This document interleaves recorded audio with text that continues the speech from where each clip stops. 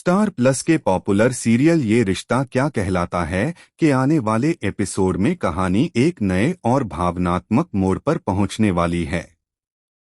Leap से पहले makers लगातार ऐसे ट्विस्ट ला रहे हैं जो आगे की कहानी की मजबूत नींव तैयार करेंगे।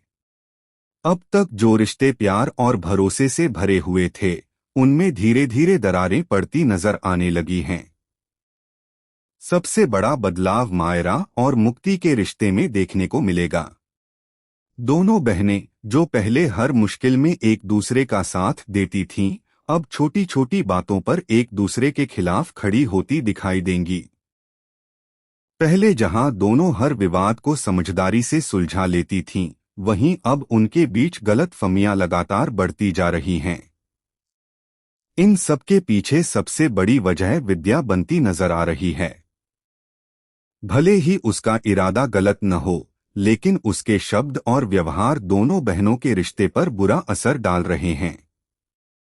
वह बार बार दोनों की तुलना करती है और अनजाने में उनके बीच प्रतिस्पर्धा की भावना पैदा कर देती है।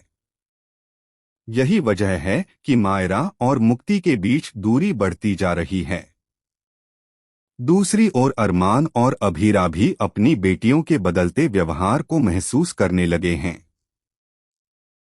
दोनों को पहले से ही अंदाजा था कि अगर मायरा और मुक्ति एक दूसरे से मुकाबला करने लगेंगी तो उनके रिश्ते में खटास आ जाएगी। अब वही डर धीरे धीरे सच होता दिखाई दे रहा है।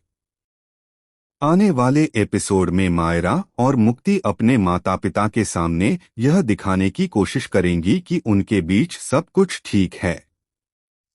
दोनों सामान्य व्यवहार करेंगी ताकि किसी को उनके झगड़े का पता न चले।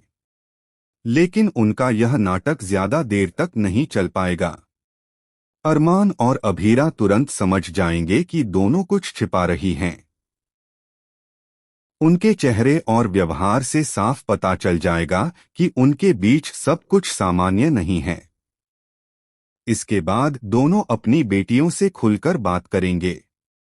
अरमान उन्हें समझाते हुए कहेगा कि उसने पहले ही चेतावनी दी थी कि अगर वे एक दूसरे से प्रतिस्पर्धा करेंगी तो उनका रिश्ता कमजोर हो जाएगा।